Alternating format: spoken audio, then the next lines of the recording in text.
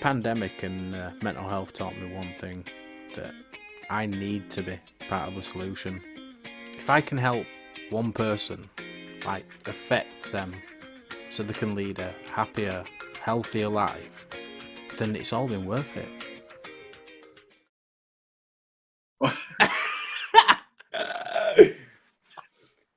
Welcome everybody to the first episode of Jukebox Jax podcast, which is going to be available on Spotify as well as YouTube in video format. So at this time, I'd like to introduce a very good friend of mine, Chris, but I lovingly know him as Smeg. I always have known him as Smeg. Pretty much everybody in our circles, professionally as well as personally, also know him as Smeg.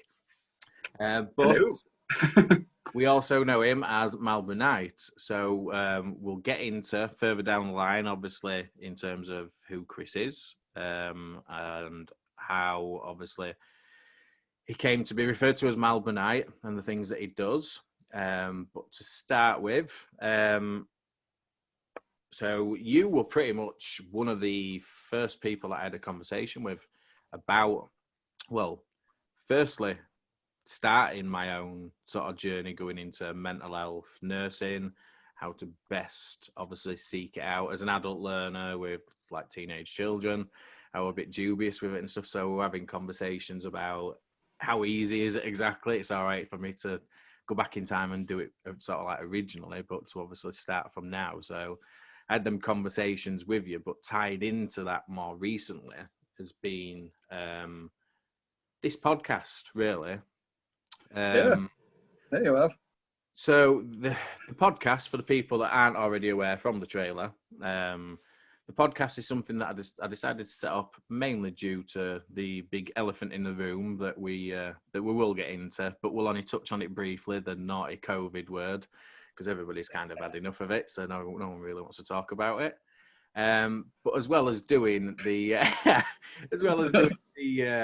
the podcast, and we've got so many guests lined up from all over the world, to be honest. America, Australia, it just ranges. There's no system to it in that kind of sense. It's all relatable content.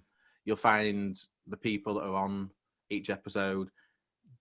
You'll at first glance you'd probably be kind of thinking, I don't really have much in common with them. But as they talk, the things that they like, sometimes their own struggles with mental health, it'll be quite relatable to a lot of people. So I think it's a good tool coming out of COVID lockdowns, etc., to kind of obviously reconnect people and let everybody know, look, you're not alone. Everybody's in this together, and we need an injection of less negativity, I'd probably say.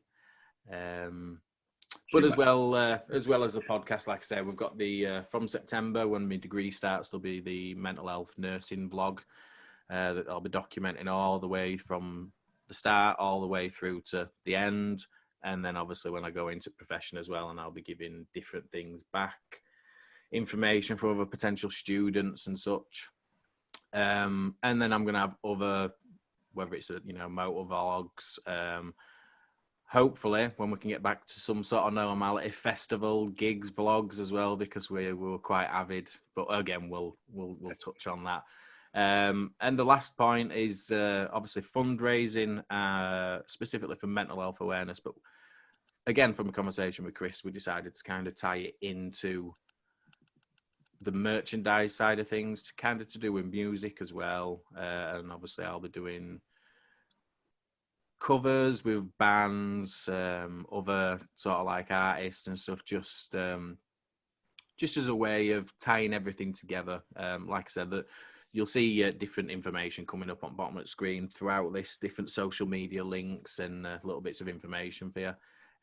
So the merchandise is something that's in pipelines. This guy right here is a lot of my help when it comes to. We did discuss a certain role for him within, obviously, the whole context of, I hate corporate kind of stances, but the brand, as people have referred to, you've got to have a brand. And I'm like, look, we know what we want to do. I don't want to make it sound corporate. And they're like, no, but it's just, it's a cliche, but just go with brand. Yeah. So we went with brands, and then straight away I was like, well, we've got to give Smeg some kind of title, just because he's the man when it comes to designing like some of the stuff that he sent through. Even the stuff that we decided not to go with, we're kind of like, wowzer. Like, and then that's, I think, out creatively from both of our sides, that's kind of how we both sort of thought, do you know what, we could probably do something with merchandise. And then that's how the conversation came about, from donating the proceeds, because we're both in comfortable positions. We're not doing it to generate money for ourselves. But it's a way of us allowing other people to give back without them actually sort of like consciously, oh, I can't afford to donate this much money. It's like, yeah, but you like music, you like t-shirts. Oh yeah. I'm always buying t-shirts. It's like, well, let's just do it together, you know. If only we could make vinyls, Smeg. If only we could make that'd be perfect. Especially with my recent one. Yes. Tonight. But yeah, as I've said, obviously there'll be Smeg's information coming out along bottom throughout this episode, as well as other slides. So obviously we're going to touch on the different things that he does, just to give a little bit more information to people. But let's get it out of the way. The COVID, man, motherfucking COVID. It's been here far too long. Too long. Do you remember where you like? It's one of them things, isn't it, where people look back in history at different things that went off and stuff. Like, do you remember specifically where you were when firstly you heard about it, whether it was from, like, obviously abroad when it first came about, and then do you remember, were you in work when you got notified of the whole lockdown, or were you at home? Like, how were it for you? How at work. The shifts started dwindling, obviously, as people got scared to come out. And in fact, my last shift before the first lockdown, I was clearing out the function room because it had literally just been renovated. And then all this happened. So I was just throwing bits of floor in a wheelbarrow to take it up. And then after that shift, they're like, oh, unfortunately, you're on furlough now, mate. And I'm like, yes. The word that's become so synonymous now. Like, a lot of people were sort of like, what is this furlough thing? I've never heard of it. Now everybody knows about the furlough thing, man. Well, it's like at the moment I'm on flexi furlough. Wait, there's a flexi furlough? Yes, flexi furlough. Go. Basically, I can get called into work, and the shifts I don't do, I'll still get furlough pay, but I can still do hours at the same time. I'm with you. This week, I've got 4 shifts because it's Mother's Day and it's busy in catering industry. Yeah. So, yeah, I'm working, but I'm not, basically. Yeah, I mean, to be honest, there's a...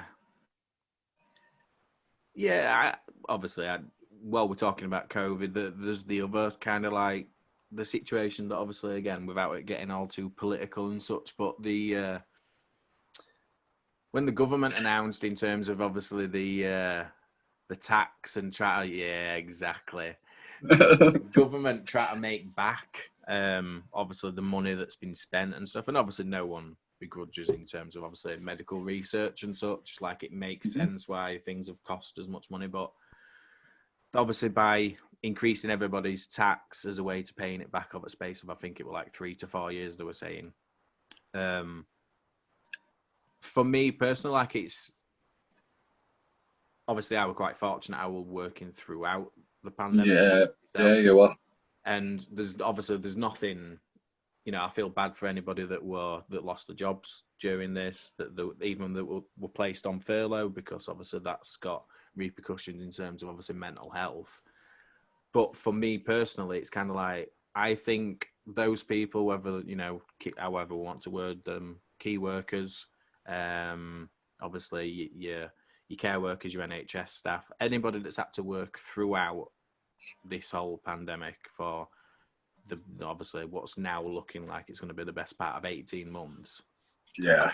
They've constantly still been contributing in terms of obviously paying tax and stuff. So and obviously alt records are there of people that have continued to do that. So without not being an expert on it and stuff, but my idea of that would be that it'd be quite easy for them to exempt those people that were still working and not have their tax increase, because we've already still been contributing throughout, kind of thing. And it was a conversation, obviously, that I just had with a few people, but yeah. I know there's some furlough taxed on their furlough wage as well. So I was still the furlough wages were still getting taxed as well. Yeah. So I was still getting. I really need to check my wage slips. I never check them. You just turn up, and as long as something lands in your bank, you're all good. Exactly. It's not as important as gigs. This is very true. But yeah, I know we were still getting taxed on it. Mm-hmm. Obviously, it wouldn't be as much because I wasn't earning as much. I get taxed on the 80% wage. But I'm still paying a bit of tax. It's better than no, I guess. Yeah, because obviously I know the whole structure changed for a lot of people in terms of how much, if they were on furlough and things like that, how much they were getting paid and things like that. Again, I were really fortunate. Nothing changed for me throughout. The only thing that changed is that obviously working from home became the new norm. And even coming out of it, I can see office buildings and stuff where people are talking about the jobs where they used to have to go into an office block to do the job. Yeah. Now companies can't get away with the argument that business still runs whilst you're having these staff work at home. So why don't we just adopt what Japan have been doing for years and just have your employees working from home? They dial in. They're constantly online, obviously, with things like these. Zoom. My God. Well, especially with the fact that broadband these days is that affordable, so it's a lot easier to do anyway. For your home. Yeah. So think about it. 10, 20 years ago, like you've gone back to uni. 10, 20 years ago, you probably wouldn't have had your own internet because it wasn't that affordable. Whereas now, it is. Yeah, and that's when you look at the grand grand scale of everything that's gone off. Like, could you imagine something like this going off, say, in 90s?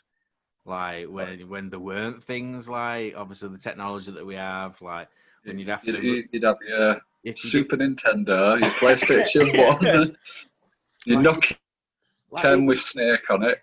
Even simple stuff of being in touch with relatives, whether it be elderly and stuff like that. Like it wouldn't even be as easy as just picking up that, obviously, because we didn't at that point. And there were those fortunate people in 90s that had them great big things with aerial. Yeah, with aerial all the way up and stuff. Trigger happy TV. Yeah, and even if you didn't have a landline, because it weren't uncommon, my upbringing, it weren't uncommon in 90s not to have a house phone and stuff like that. Money situation. So could you imagine having to run to a phone box to make them calls? I can't remember the last time I saw a phone box. Oh, yeah, they're quite derelict now, aren't they, to be fair? You usually see them with smashed out windows and stuff like that. Burnt out toilets. Probably yourself and me have got more of an insight into phone boxes because anywhere you go when you're out gigging, you're going past some sort of phone box that's been used as some shelter for someone for far too long. They've got posters of the dogs up there and stuff like that. So we will probably chandelier, homemade chandelier, special brew cans. Oh, special brew, man! Now you're going back. Now you are going back. Special brew. Yeah, it's like I said, I don't want to dwell on it too much in terms of obviously COVID, but there were no way of us doing this episode one without touching on it. Hopefully in the coming episodes, it's gonna obviously there's less and less. Yeah, it's looking like we're in that way, but I'm one of them that personally, you've got those people out there that don't believe in obviously what is going off and stuff, and you know, it's been used as a means to an end, yeah, for what the government wants to control people and stuff like that. But take all that aside, there's genuinely people that's died during this. I know a lot of people that aren't here anymore, and it's one of them as we still need to be cautious. Like I live my life very, very differently compared to how I used to, just through my own choosings. Yeah. Italy, they're going back into lockdown. Yep, I saw that earlier on. That's like there, I believe, from what they said on news, like the guy who were over there, between 1.3 and 1.7. Jeez, I only saw 1.3. But the interesting part to that is obviously that's happening now in terms of they've been told they're going to. I think it's the same as what like the UK government did, where they were telling you as of this date we will be going into it. They haven't gone into it immediately. I got the impression because from me seeing news earlier, there were people still sat in restaurants, but they all had masks on. Easter they're going in. Yeah, Easter's a big thing, obviously in Italy for for various reasons. So, yeah, I'd imagine but it just shows you how quickly, and we know from the infamous Christmas period where everyone were like, no, we shouldn't be doing that, and government were like, well, we'll do it because you're gonna do it anyway, aren't you? Like, so, but it just reminded people of how quickly it can spiral, but. There's a separate argument with kids' school. Obviously, it's crucial for kids' mental health to go back. But obviously, you've got to look at what's the balance. Is it sending the kids back to school, but then them only being there a couple of days and then having to isolate again because someone in their bubble has had a relative that's tested positive, so they've got to isolate. I know a few schools in Wake have already had cases already. And, I mean, it's separate to what we're talking about, but Bradford has been confirmed as having the Brazilian case. Oh, dear. Yeah. It's only like over there. It's only over there. Yeah, it's not far on the other side of that Beckett's poster. Hey, that's my Skinks poster. I have stolen that when I went to see him. It was just on the wall. It's not stealing, mate. It's not stealing. It's just borrowing.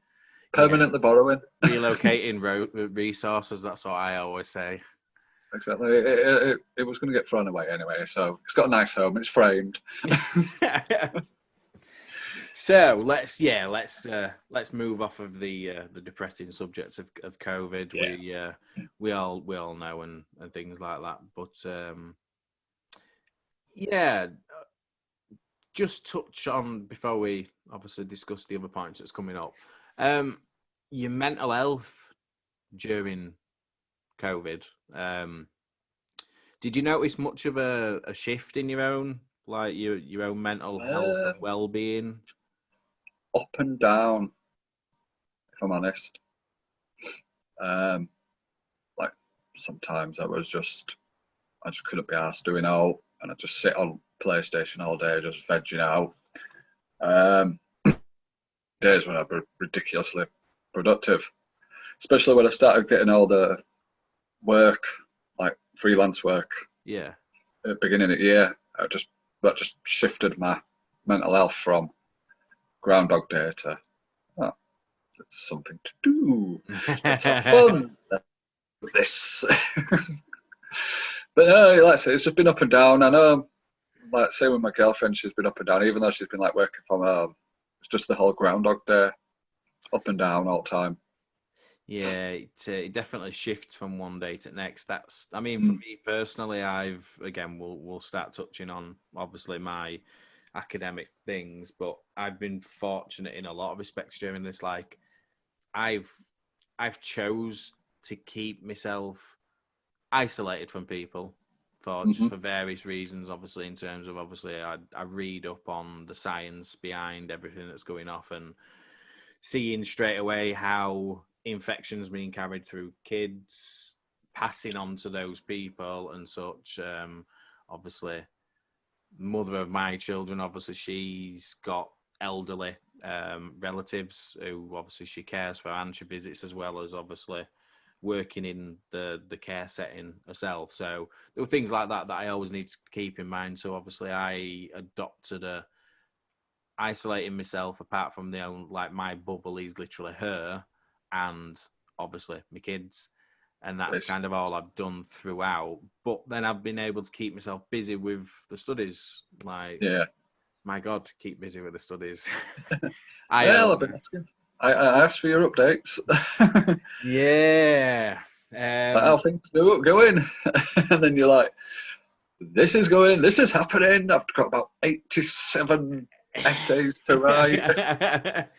Yeah, you're definitely, because obviously we've got our own kind of like WhatsApp group, me and the rest of the students. So obviously, but you're my always my go-to, just because you get it kind of thing. That's why when we have them conversations, I always walk away from them conversations feeling like I've vented, and then I've got that negativity out.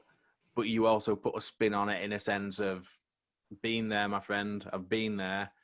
Exactly. It sounds like they are piling a little bit too much on yous, but you'll get there, and you give me that kind of like that center point to refocus, which is needed. And sadly, not a lot of people have that outlet, I suppose, is what I'm trying to say with the whole coping during COVID for people and such.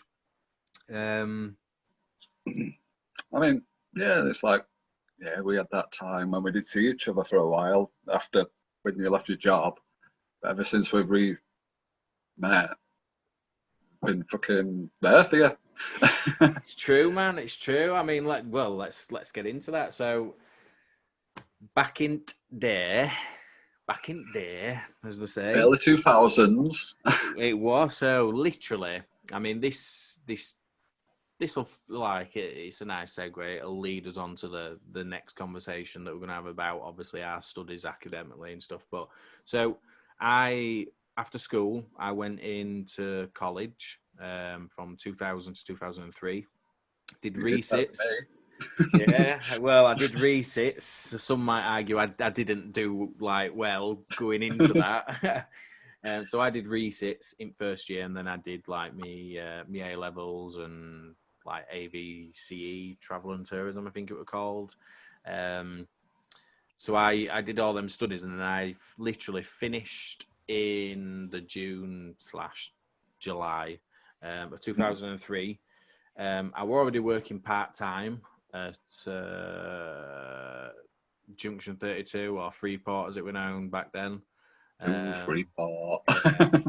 I was working there while I was studying, and then so obviously when I finished, then I was like, right, I need to get a full-time job. And Cineworld were advertising, and as we know, Cineworld's Wakefield were in its own charge at that point. So then obviously, I applied, started working at Cineworld, and that is how I came to meet this awesome gentleman that's on the screen in front of you.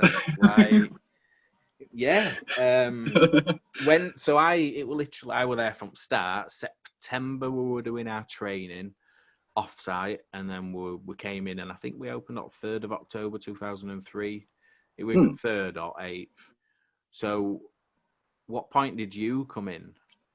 There was a open day one time. I went in and I near enough got the job straight away. I think you was supervisor at that point. So I'm not. I want to say like 2004, 2005-ish. Yeah, around that area. That's my kind of recollection around it. It's one of them, and it's not because of that much time's passed, but it's because we were having that much fun there that nobody ever took register of what year we were in. Didn't even take the job seriously. No, and do you know what? I have so many conversations with people that we both worked with, and everybody says the same thing. And I mean, I know going into the profession that I'm going to be going into, how much enjoyment I'm going to get out of doing that.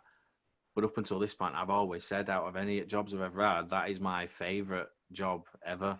Like, I can't give testament to what it's like now working in a cinema and stuff, but Yeah. back then, Well, like every day, like there were no. It was just so everybody were working, but it was everybody so was laid back. yeah, everybody were laid back. It was so fun. Nothing were taken too serious. You'd have people like Topper. Yeah, shout out to John Thorpe. Yeah, he'll listen to us. We're like, yo, nice one. But it's like, Jesus, he remembers me.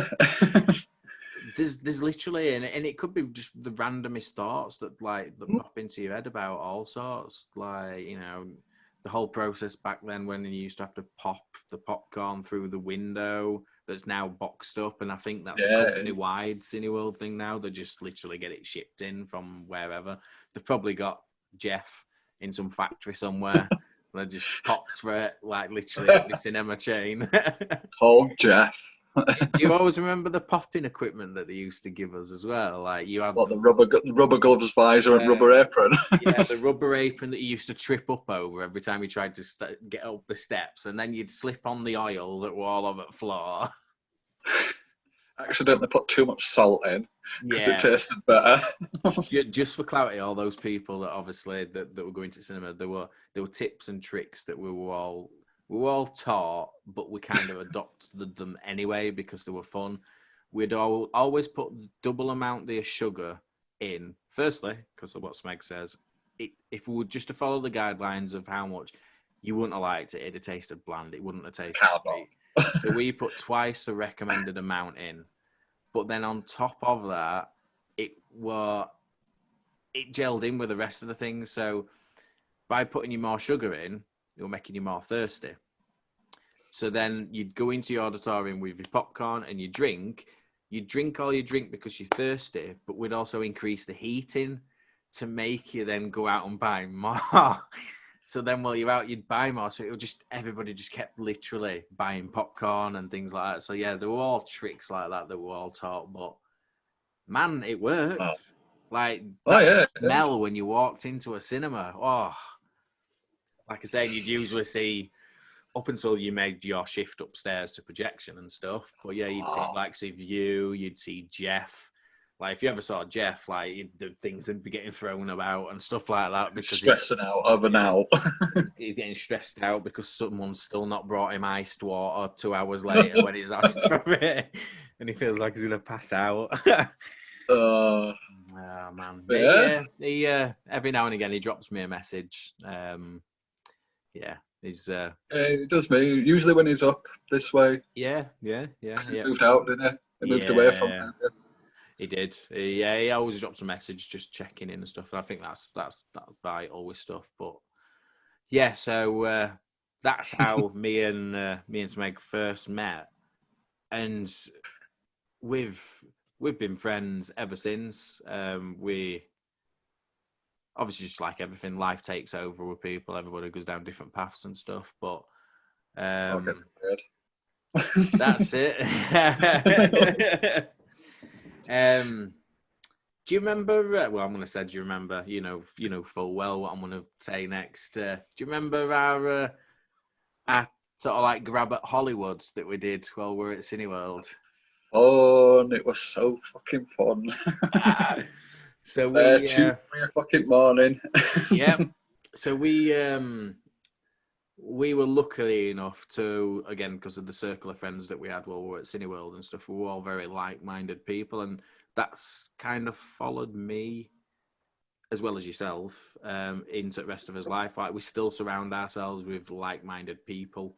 But yeah, Tony and Mark, when they came up with the premise of let's just do a tongue-in-cheek, goofy Batman and Robin biopic, let's just do it. And it were like, all right, well, what are you thinking? So initially when they said it, I was thinking, like the vintage old 60s. Adam West. Yeah, Adam West and stuff like that. But as Tony summed it up at like, because Mark were good with like his animations and stuff. He was always messing around, like recreating Star Wars scenes and stuff like that. Yeah, he was. But Tony, just the comedic genius that boy's got. Like, even though he's so talented vocally, like the comedic genius, the stuff that just in his head. And Scott Bell with his Dr. Death, Dr. Scotch, Dr. Scotch, that were it. Dr. Scotch, who very much ripped off Arnold Schwarzenegger. yeah. Most definitely. Yeah, so sadly, neither of us have got a copy of that. But in time. in a few coming episodes, I'm gonna be having a sit down with Mr. Westwood, all the way from Oz, talking everything music and stuff. But I'm most definitely gonna be like trying to source a copy. Like, I've spoke to him before about it. You still got it? Yeah, well, he believed he did, but then other things came up in conversation and things just fell off. But yeah, I need to see that again, and it's no longer on YouTube. It's obviously it must Damn be those copyright laws. Yeah, but yeah, if anybody could within the Cineworld circle and stuff has got their own copies, just drop us an email. There's obviously, like I said, in lower thirds, there'll be email address to contact us personally at Jukebox Jax, or just drop any one of us a message on us personal social media links and let us know if you've got a copy. Get it sent over. Like, I will buy disc. I will re-upload to as many sources as possible to make sure that never gets lost in history, because it was so fun. It was badly acting, but it was fun. So, we were saying it the other day when we were talking, weren't we? Mark, pick up, man. Mark, pick up. He had. Don't look at the screen. Don't, like, you're breaking the fourth wall. They like don't look at the camera. Just act. So Smeg's going to be in front of you, and he's going to be having a punch test with you. So you've just got to react to each one of his punches, because he weren't right. Like, he got involved. He was always fun, but he didn't really have a background like some of us did, drama and stuff like that. So we already knew and whatnot. But he didn't. But he wanted to be involved, so we got him involved, and it was like, just react to Smeg's punches. So you're throwing your punches, and to our shock, every single take, you're there, Mark's there, just smiling at camera, and it's like, no, get on with it. And it every just take had a 12-hour shift. Let's get this done. That's it, because obviously 9 times out of 10 we were lucky when we finished. We'd like watch films. Well, it was always done in the right premise that we were reviewing it, because before any film went out to the general public, we had to have sat there and watched it and make sure there were no issues with the reel, because back then it weren't digital. You had to copy. So, well, you're the guy that can talk about that, obviously. 5mm reel. That was fun.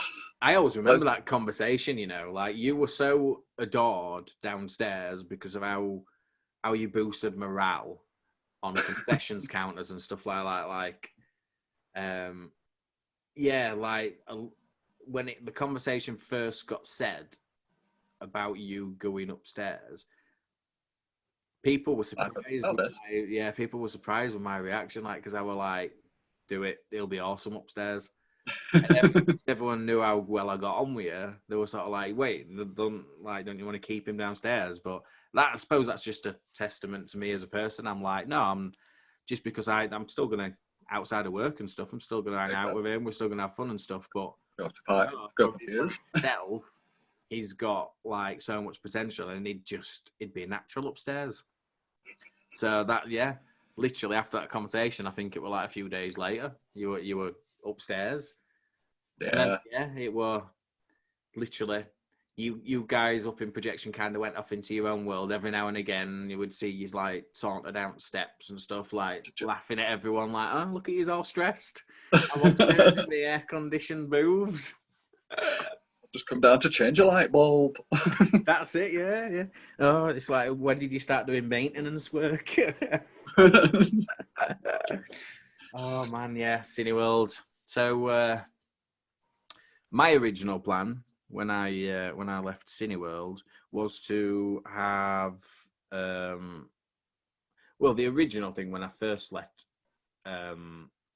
college was to actually have a year out and then go on to uni. Yeah. Now, I'm not going to sit here and lie and say at this point that I'd have gone straight into mental health field, because it's taken me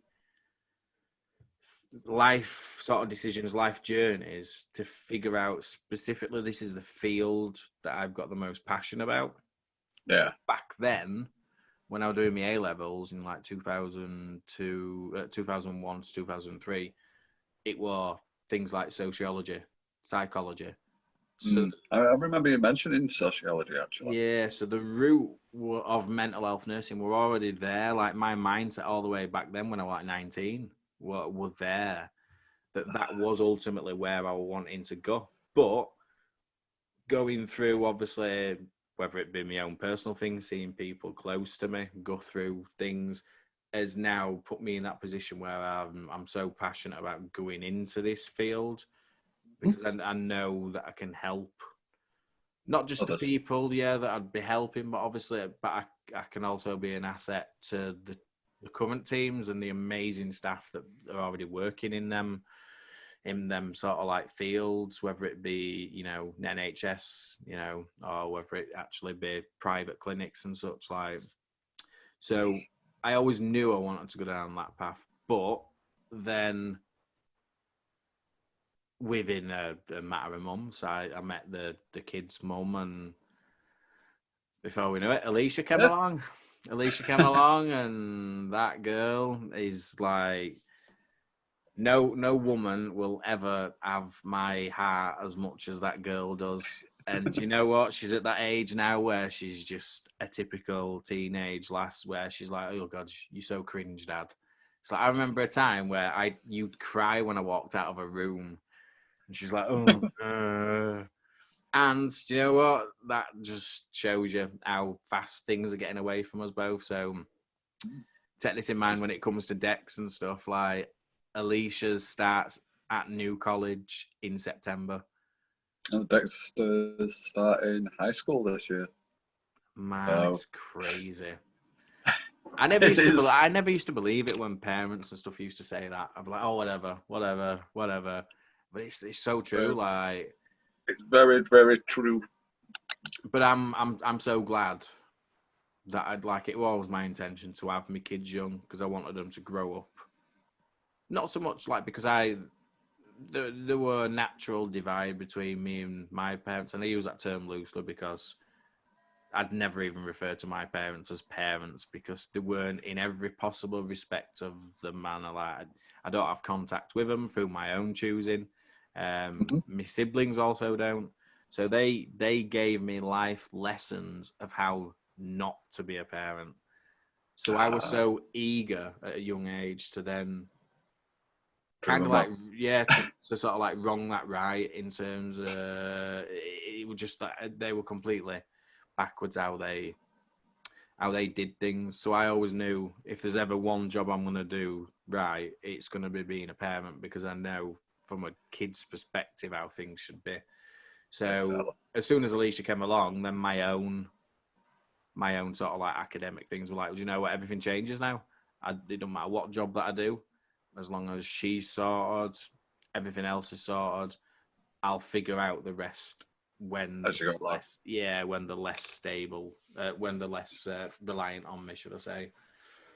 So that is where it kind of brings us up to present day, really, the academic. Yeah. So to be honest, I remember that first message you sent me. You asked me about student finance. How do you apply for student finance, Smeg? Well, there was the whole, I want to go back into uni, but how do I apply for student finance? So I was like, well, you just do this, you do this. And then you looked into it, it's like, shit, I need to do an access course first. Yeah. It was literally, I probably, same as everybody else in them senses, like I had so many people like yourself that I knew that had gone gone to uni, but you guys had ultimately done the same level of qualifications that I'd done all them years ago. And obviously, you were able to just sort of like go and do the degree and stuff. So I naturally went down that avenue of applying to one at local universities. And they were the ones who said, oh, your UCAS points aren't necessarily whilst the qualifications you hold are very relevant, your UCAS points aren't. And I still don't exactly agree with it, but what they ultimately said is, if I were to have studied those level of subjects now, I would have had the UCAS points. But because I studied them X amount of years ago, they don't hold as many UCAS points, which is completely silly. The whole premise of that I've still done the qualifications. They are relevant. I've got life experiences on top of that. So to then be sort of like, oh, well, you don't have enough points for an entry into your first year of a 3-year degree does seem a little, but as we both know, we've both been on that academic side of things now. There's a lot of things in the system that's flawed. We both know that. Yeah. I mean, don't get me wrong, I were very lucky with mine. I never actually went to college. Mm-hmm. I never finished it. I was too busy about getting pissed. Yeah. And women at the time. So, that was my priority when I was 16. And I think an ex-girlfriend had designed a tattoo for her, just some little squids, just cartoony squids. And both her and tattoos were like, you should really do something with this. So I then thought, actually, it's not actually that bad. They barely changed it on the tattoo. Mm-hmm. All they've did was add some colour because I just did the outline sketching. So I decided to go down graphic design due to the fact that it opens more doors than, say, fine art or concentrating on fine art or fashion. Yeah. And I applied for the uni I went to. Turns out I'd missed the enrolment. I was already but head of the graphic design, he took me on.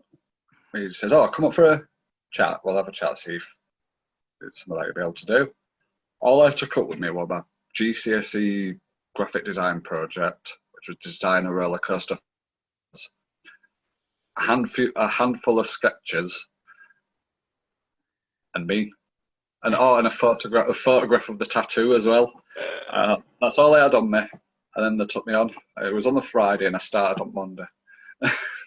Unreal. Yeah, and I was actually surprised because I didn't go into college. They just took me on just on the basis of what they saw of me. Yeah, I mean, obviously it's different going into graphic design than, say, mental health. But it's the same testament behind it. It's the same, really. Like, the thing that I've learned with so for those people that are listening to this and they're thinking, oh, that it's too late in the day for me to go and do this. So exactly. No. Why Smeg says it's not. It's so easy. I'm currently in. Well, I'm saying currently. I'm always in conversations with whether it be mutual friends or just my own friends, in that sense, where they're asking, oh, well, is it not weird going in and being surrounded by kids and stuff like that? And it's like, look, right, the fundamentals of an access course were designed for people like us, for parents that wanted to just change the career, that wanted to do something, to better themselves in some way, complete different career path change and things like that. So the access course for me, going into it, I didn't really know much about it apart from obviously what it got on paper. But the whole premise of it, well, I've been on it, like I've loved it. Like, there is varying ages within the thing, within the group that we've got. But you've got a mixture of literally of parents. You've got mid-20s, but nobody views and actually walking in on campus for me personally, because I didn't go down the open university route. I go into a college. You walk in, so for those people that have asked me that question set like privately, I can't stress it enough. You walk in to a college setting, these kids that you're referring to, they don't look at you and it gone out. They just assume you're a lecturer.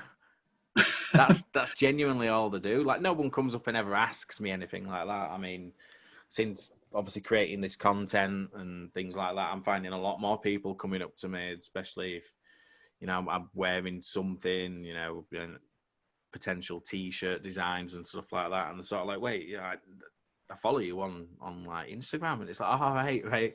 So then there is conversations that happen like that along the way and stuff. But no, if that is one of your reasons for not wanting to do this, then first off, disregard that reason. Disregard it straight away. Because your second option, anyway, if you are genuinely one of them people that doesn't want to be in that setting, that social setting of being in a college environment, then there is an option to do the open university, the distance learning, where obviously you can do your access course through distance learning, if that is what personally works for you. And it might not just be the social setting, it might be your own work. For instance, you working full-time job, you got family to support, you try to retrain to do something through the academic side of things. You may not be able to go into a college Monday to Friday, 9 till 5. I mean, me personally, I'm lucky. I work nights, which benefits me so much in terms of obviously being able to do assignment work and things like that. And my boss is more of a best mate. He's always been that. So I've kept him in the loop throughout, and he's fully aware of how, you know, how the studies are going, how it's structured, how we make sure that the job gets done that needs to be done. But then I'm given time free to sort of like, and obviously working nights, like I say, it's allowed me to go on campus. And we only had to, it was different for us with it being COVID, but it were only Tuesdays and Thursdays. I think we're only in three a week when I were at uni. And then all other days I tend to do my job that I had at time. Yeah, so this access course is, because it obviously finishes in like 2.5 months. But it was Tuesday, Thursday. I believe the premise for it, when we're not in COVID settings, is that you would be on campus Tuesdays and Thursdays. But during the COVID period, when we were first like allowed to still go into like you know, education settings and stuff, Tuesdays would still be online. We'd be on online lectures. Mine personally would be like, obviously, first thing in the morning, literally late evening, like crazy late evening. At times just said, "Oh, I'm on till 9 p.m. for a lecture." Yeah. Luckily, we've moved past that now, so that's brilliant. Because some of them, and obviously, sorry, I completely signed up to it because it's for my own progression anyway. So I'm willing to do it. But yeah, some of them times I were literally doing first thing in the morning all the way till last thing at night. But then having to start my 12-hour shift, night shift, at that time when I finished, and then work all the way through. And then luckily, Wednesday would be a day off. But as you know, as a student, there is no day off, because you've got to fit some time in to do your assignment work. And that's on top of school runs and, you know, being a parent, being a supportive friend for what's going off and things. So. But you should have seen my living room during year 3 at uni.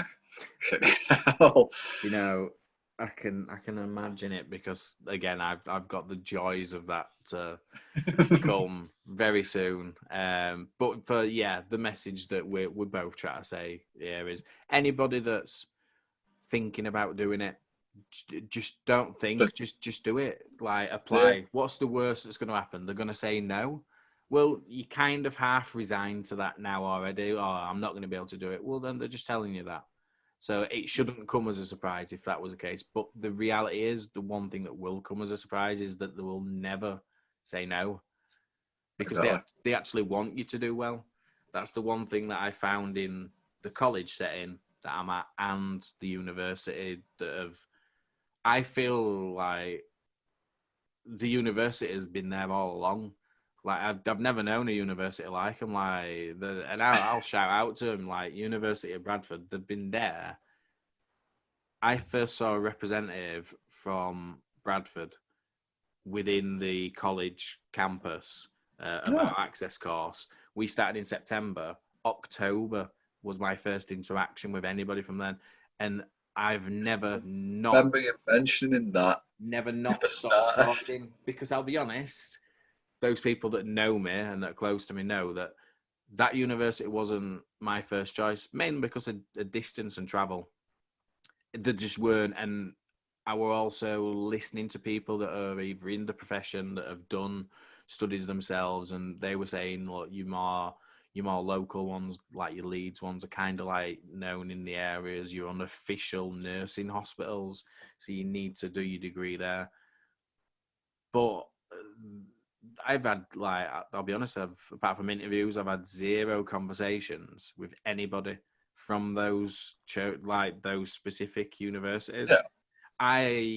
And not just me, but people within our access group have all said at times we were made to feel like a number, like they don't care if they take you on board or not. And in that respect, don't forget, people, when you're going down this path that me and Chris have gone down, yes, you have to impress them, but they should feel honoured because they're going to be part of your journey. Exactly. They're going to be part. You're looking back in 30 years' time, thinking, I have no regrets of the people that uni. Yeah, exactly. And so that's a mindset I didn't even look at until I had the conversation with Bradford, and they were just kind of like, and I'm like, well, like I've openly said, and I've not hid it from you, like you guys are like fourth on my list if I'm being honest, like I've put you as fourth, and they're like, well, that's your choice, that's completely your choice, but we're still going to provide you support anyway, because even if you don't choose us, you're still going to be going on to do a degree, which is ultimately going to be benefiting so many other more people. So if we can help in any way that we can, and you're still not choosing us, it's no skin off our nose. And it will like, And then there's other things that's come to play, which obviously, I don't want to touch on it too much because I have got an episode coming up with one of my fellow Access members, and we're going to specifically kind of like give a review about the access course, but talk about uni applications, how it works, in 2021 kind of thing. Different levels of progression they give you in terms of discounting UCAS points for being an adult learner and stuff. So, yeah, I'll not dwell on that too much because I'll not take the content away from the episode that will be coming up at some point. So, yeah, that's mine and Smeg's journey of the academic side, but that's just one side of his personality. As anybody that loves and adores us personally knows, academic side is one thing, but my God, I don't think either of us would be breathing without music. Yes, very true. With all those big ticket. My word. And that is, to be honest, it takes us on another bridge, because obviously when life takes over, I left Cineworld to then just basically work in another job that paid a lot more because I'd got kids. So I wanted to make sure they were supported. I got fired. Yeah, we don't talk about that so much. We don't talk about that one so much. It happened. Well, when it was, be right. And then, I mean, our recollections would probably vary. But if we just go down the premise of how you'd explain it, that we'd not seen each other for ages, we'd not been in touch for ages, really. I believe we'd probably touched base every couple of years or whatever, but that's just in my la head. It's probably not true. Probably on Facebook or something. Yeah, probably something social sometimes. media. Yeah, commenting, and because obviously we already had each other on Facebook, so there must have been some reconnection. But we'll take on board worst case scenario. Like I said, there'd been no contact, and then one of us came back from, I think it was me, had come back from the toilet in a pub in Leeds as we were going to the Slam Dunk Festival. Bank one, wasn't it? That Spoons, that's the bank. That's the one, yeah. Yeah. I can never remember what it's called, but it was 2018 Slammy D. It's the one. The last one that was in Leeds. Yes. Because it was that pre-festival pint that you have before you do the big ass queue to get in. Pints, plural, definitely plural. Oh yeah, definitely plural. Yeah. So yeah, that the was shots as well. That was the first time we'd seen each other and all that, but it's just like it is now on screen for us today. It was like not a day had gone past. Exactly. Like bloody hell, it's Musgrove. It's Smeg. And everyone's like, what's going on? I'd got Gian with me, with his lovely Tash, and he's like, what's going on? What's going on, guys? And I'm like, I used to work with him, and he's like, oh, you know Smeg. I'm like, there you go, everyone knows everyone. So, but man, how much do you miss gigs and festivals?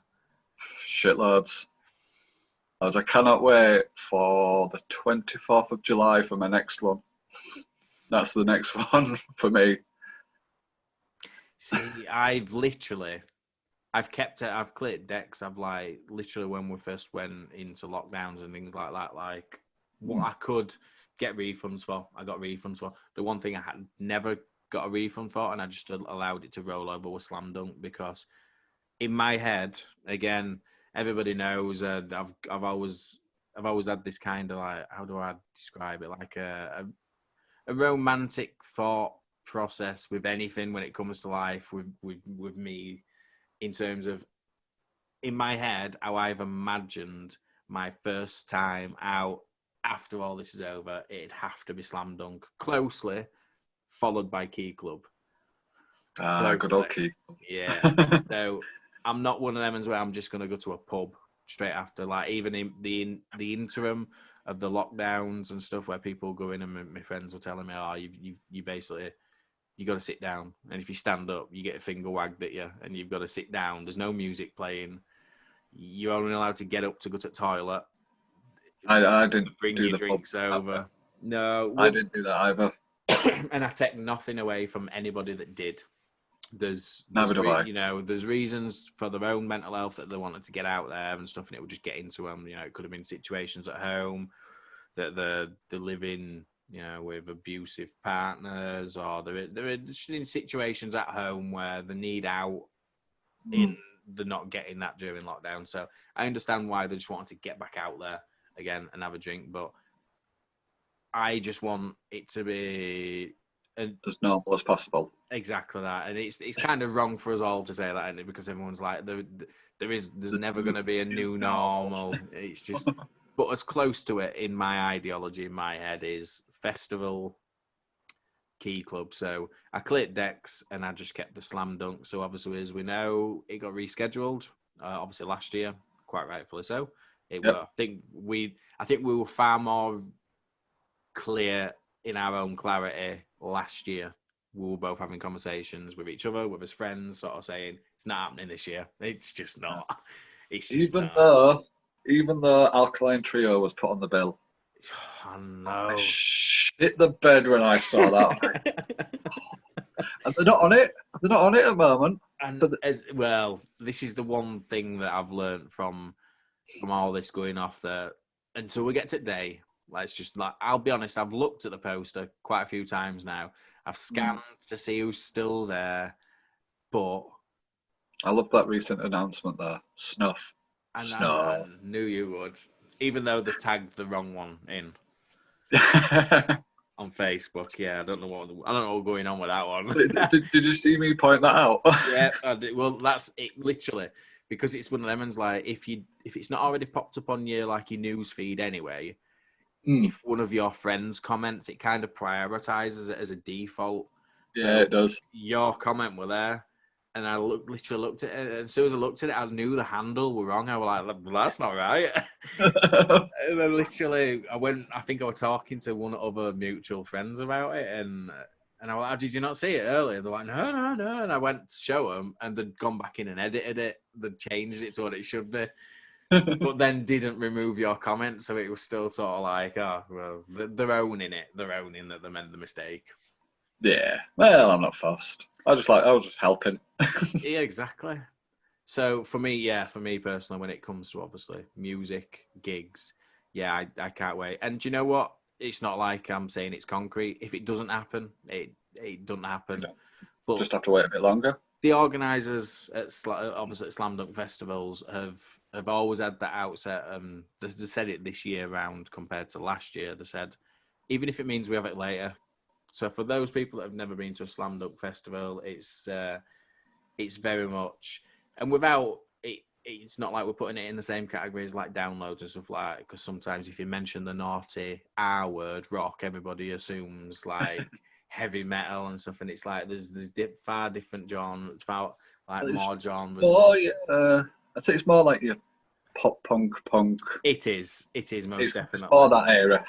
There is a bit of hardcore rock in there, and like Bullet last year, wasn't there? Yes. Oh man, I fangirled out with that one. I did. I managed to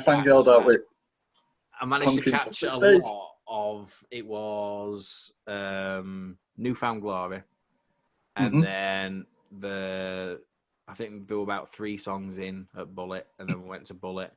But as everybody knows that were there that year when we were there, our first one at News, wasn't it? It was the first one at Temple Newsome, and we all were like drowned rats.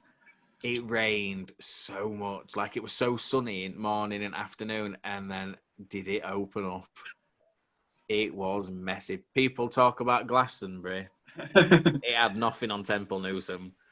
I was down at Punkin Drublick most of that day, and that were at bottom of hill. Yep. The number of people I saw walking down that hill with a pint in their hand, by the time they got to the bottom, there were no said pint, and they were just literally just a cup of water all over them. Because I won at Guilty Party as well. Like, who wears white trainers to a festival? I'll stick with my dog.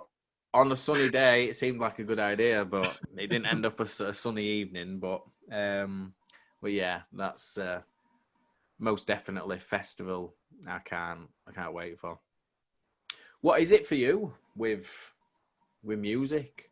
Like, is there a reason you think you're drawn to music? I mean, I can help you with, like, in terms of how I look at it. Like, I always find, well, I found when I was younger that it was hard to sort of like articulate at times what I was wanting to say in my head. But if I listen to a song, I found lyrics so relatable to how I was feeling in that time. So I think that's where my love connection started with music, that it was kind of like an outlet for my emotions. I'd say for me, it would be so I can't hear myself think. So it kind of drowns it out. Drowns out the voices in my head, the ones that put yourself down, because they were quite loud for a long time. No, and that's very relatable for myself and others out there.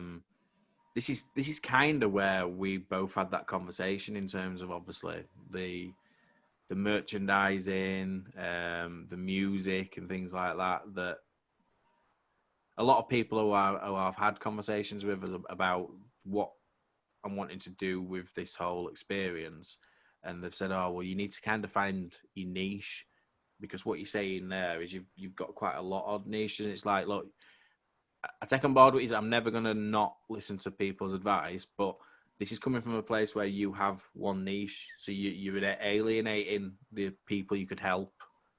Yeah, like just to one category. Like, I've got so many aspects to my life, different parts of my personality, where each one of them could affect somebody. So I'm going to incorporate into this what I'm doing as much content to be able to help people along the way, whether it be vocal covers, collaborating with bands, jiu-jitsu blog, music, festival, merchandise.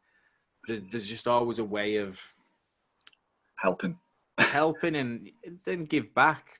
Like, you know, it's not just a slogan to me. It's something that I've always felt when I say, you know, live your life, be kind to people, but give back, because what's the point in any of us doing anything if we're not going to give back? Exactly. If we're not just going to sit there on us ivory tower like you know, politicians and everybody else, you know, they've made it, we don't care about people below. And it's like, well no, without your people below, your foundation, you can't sit up there. So let's not forget people on that level. Selfish bits. Yes, exactly. So what, I suppose in closing, like what are you kind of hopes for future post COVID lockdowns? Well, I'd love to actually have a full-time graphic design job, which I'm working on with my freelance work. At any point, these social media links are going down below. Hit him up. Check out some of his content. To be honest, I'll be honest with you, Smeg, I've got a lot of, through YouTube and things like that, I've got a lot of people that I've been in contact with who are content, video online content in and things like that. There's a lot of people, and I just like, I name drop you, like they know who you are kind of thing, but I always say just go over and check the stuff. And from them who started out where you are to where they are now with like 1 million plus YouTube subscribers, things like that, like they're very keen to have you within their circle to kind of like watch over you. But I will put you in touch with them down the line and stuff when they give clearance to do so. But thank you. But still, it's because this is the whole point of how you need to constantly surround yourself with like-minded people. That's what I always say about things like this, because how they act is exactly how I will be acting 3 years down the line. I'll sit on someone's podcast and help talk and give awareness and give advice to the person hosting it, who might only have 10 followers on Instagram, because we all have to start somewhere. Oh yeah, we definitely do. People taking time out of their own life just to give an outlet, just a conversation topic, where something out of this hour episode that we're doing, like 10 seconds of it, someone might have related to, and they might not have been able to relate to anything else in it. But then there's someone else listening that could relate to 45 minutes of it. It doesn't matter. One person's like how it affects one person compared to the next. It doesn't matter as long as you're giving back and you're reconnecting, and that's what these people that I'm talking about. That's what their message has always been. They're content creators. There's one of the motor vloggers that I follow. He's actually a graphic designer, and he's one of the people I've been in conversations with and stuff like that. So you should always branch out, surround yourself. I suppose what I'm ultimately saying, surround yourself with like-minded people. Cut out, like I put on one of the posts over there, cut out the negative things in your life. People that are sapping energy. It's one of them, and I've been guilty, not of that in the past, but I've been guilty of, because of my own thoughts and feelings towards individuals, I have kept them in a position where they were able to exploit my kindness, to constantly take what they want from you, but it's not reciprocated on that level. So as soon as and there's a lot of people that go through life not even figuring that out, but as soon as you do realize your own worth, like your own self-worth in that respect, and you just cut the negativity out. And as soon as that happens, you can't believe how much of a weight is shifted, because you're not having the dramas on a daily basis. You're not having the negative impact. I'll admit I've been, I've had times when I've been the negative person because of what's been happening at the time. And then as soon as I got past that, it was like you say, like, wait, it's gone. And that's it. And the one thing that I want everybody, you know, to take away from this COVID, this lockdown situation is if you've gone through this entire process, you've not learned something new about yourself. And more importantly, want to come out of this a better version of who were there before, then what's been the point of it? Because, yeah, it's sad what we've all gone through. But we're also in a very fortunate position. Like, how many points in history have been like this where we have been allowed to stop our entire world, sit at home, and refocus our life's journeys? Like, some people go all the way through life and not being able to do that. And while still being able to be in touch with the world with the technology we have. This is it as well. See, this is it. It's not just there for Netflix, although Netflix is pretty good as well. But I'll be honest, I couldn't tell you the last time I watched Netflix. The reality of being an adult learner is I always have intentions on watching things. But like now, my TV's still on standby. It's been on standby for like 4 days now. I live in this. That's what Spotify's for. I just throw Spotify. I've got PlayStation 4.